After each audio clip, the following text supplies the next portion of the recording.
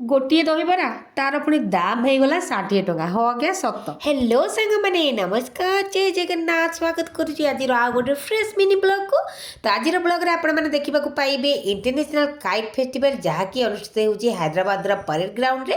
ଆମେମାନେ ତାହା ଦେଖିବା ପାଇଁ ସକାଳୁ ସକାଳୁ ଚାଲି ଆସିଲୁଣି। ବ୍ରେକଫାଷ୍ଟ ଫାଷ୍ଟ ପୁରୀ ତରକାରୀ କରିଦେଲୁ, ତାପରେ ସାଙ୍ଗେ ସାଙ୍ଗେ ବାହାରି ଆସିଲୁ ପରେଡ୍ ଗ୍ରାଉଣ୍ଡକୁ ଇଣ୍ଟରନ୍ୟାସନାଲ୍ କାଇଟ୍ ଫେଷ୍ଟିଭାଲ ଦେଖିବା ପାଇଁ, ଯାହାକି ବହୁତ ହି ରୋମାଞ୍ଚକର ଥିଲା, ବହୁତ ହି ସୁନ୍ଦର ଥିଲା। ବହୁତ ହି ବଡ଼ ବଡ଼ କାଇଟ୍ ସବୁ ବାହାରୁ ସେମାନେ ଆସିଥିଲେ ଉଡ଼େଇବା ପାଇଁ, ମାନେ ଇଣ୍ଟରନ୍ୟାସନାଲ୍ କାଇଟ୍ ଫେଷ୍ଟିଭାଲ ମାନେ ସବୁ ବାହାରୁ ମାନେ ବିଦେଶରୁ ହିଁ ଆସିଥିଲେ ତାଙ୍କ କାଇଟ୍ ଉଡ଼ିବା ପାଇଁ। ତ ଦେଖିପାରୁଥିବେ କେତେ ବଡ଼ ବଡ଼ କାଇଟ୍ର ଆକାର ମାନେ ଏତେ ବଡ଼, ଆପଣମାନେ ଦେଖିଲେ ଆଶ୍ଚର୍ଯ୍ୟ ହେଇଯିବେ। ବହୁତ ଲୋକ ସେଠି ଆସିଥିଲେ ଦେଖିବା ପାଇଁ, କିନ୍ତୁ ଆର ବର୍ଷ ମୋତେ ଲାଗୁଛି ଏହାଠୁ ଅଧିକ ଭିଡ଼ ଥିଲା, କାହିଁକିନା ଏଇ ବର୍ଷ 3 ଦିନ ହେଉଛି ବୋଧେ, ସେଇଥିପାଇଁ ଭିଡ଼ ଟିକେ କମ୍ ଅଛି। 18 ତାରିଖ ପର୍ଯ୍ୟନ୍ତ ରହିବ। ଯଦି ଆପଣମାନେ ହାଇଦ୍ରାବାଦରେ ରହୁଛନ୍ତି ଏପର୍ଯ୍ୟନ୍ତ ଦେଖି ଆସିନାହାନ୍ତି, ନିହାତି ଭାବରେ ଥରେ ଆସିକି ଦେଖିନିଅନ୍ତୁ, ମିସ୍ କରନ୍ତୁନି, ନହେଲେ ଆପଣମାନେ ରିଗ୍ରେଟ୍ ଫିଲ୍ କରିବେ କି ଆମେ କାଇଟ୍ ଫେଷ୍ଟିଭାଲ ଦେଖିନୁ।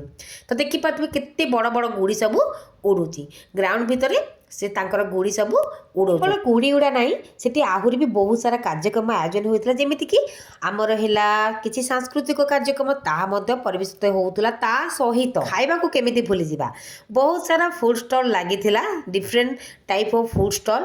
ଆପଣମାନେ କିଛି ବି ତାକୁ ସେଠି କିଣିକି ଖାଇପାରିବେ। ଏପଟେ ଆପଣମାନେ ଦେଖିପାରୁଥିବେ ଲୋକମାନେ କେତେ ସାରା ଆସିଛନ୍ତି। ଏପଟେ ଗୁଡୁଲି ତା ଦାଦା ଦେଖୁଛନ୍ତି ଗୋଟେ ଚଷମା। ତାପରେ ଏପଟେ ଆମେ ପଳେଇ ଆସିଲୁ ଫୁଡ୍ ଷ୍ଟଲ୍ ପାଖକୁ, ଆଉ ଆସୁ ଆସୁ ଗୁଡୁଲିର ପାଦ ଅଟକିଗଲା ଚିକେନ୍ ପକୋଡ଼ା ପାଖରେ, କାରଣ ଗୁଡୁଲିର ଚିକେନ୍ ପକୋଡ଼ା ପ୍ରତି ବହୁତ ହି ଦୁର୍ବଳତା। ତ ବାପ ପୁଅ ଚିକେନ୍ ପକୋଡ଼ା ଖାଇଥିଲେ, ଯେହେତୁ ମୋର ଥର୍ସଡେ ଥିଲା, ମାନେ ଗୁରୁବାର ଥିଲା, ମୁଁ ଚିକେନ୍ ଖାଇବିନି। ତାପରେ ଗୋଟେ ଗୋଟେ କୋଲ୍ଡ ଡ୍ରିଙ୍କସ୍ ପିଇଦେଲୁ, ତାପରେ ଗୋଟେ ଗୋଟେ କୁଲ୍ଫି ଖାଇଲା ଗୁଡୁଲି, ମୁଁ ଖାଇନି କାରଣ ମୋତେ ପ୍ରବଳ ଥଣ୍ଡା। ତାପରେ ଆପଣମାନଙ୍କୁ ଦେଖାଉଛି, ବହୁତ ଦୁଃଖ ଲାଗିଲା ଏଇ ଦହିବରା ପ୍ଲେଟ୍ଟିକୁ ଆପଣ ଦେଖିପାରୁଥିବେ, ମାତ୍ର 60 ଟଙ୍କା ଏହାର ପ୍ରାଇସ୍। ଗୋଟିଏ ବରାର ଦାମ 60 ଟଙ୍କା, ପୁଣି ସେ ଦହିବରା। ବହୁତ ଦୁଃଖ ଲାଗୁଛି ଏଭଳି ଜିନିଷ ଖାଇକି ସାଙ୍ଗମାନେ। ସତରେ ସ୍ପ୍ରାଉଟ୍କୁ ଦେଖିଲେ, ସ୍ପ୍ରାଉଟ୍ର ପ୍ଲେଟ୍ର ଦାମ ଥିଲା 50 ଟଙ୍କା, ଯାହାକି ବିଲକୁଲ ବର୍ଥ ନଥିଲା। ଦହିବରା ତ ବିଲକୁଲ ବି ଭଲ ଲାଗୁନଥିଲା, ବିଲକୁଲ ଟେଷ୍ଟ ହିସାବରେ ଜିରୋ। ତାପରେ ଗୋଟେ ଗ୍ଲାସର ଆଖୁ ରସ ପିଇଲୁ, ହଁ ସେ ଠିକ୍ଠାକ୍ ଥିଲା।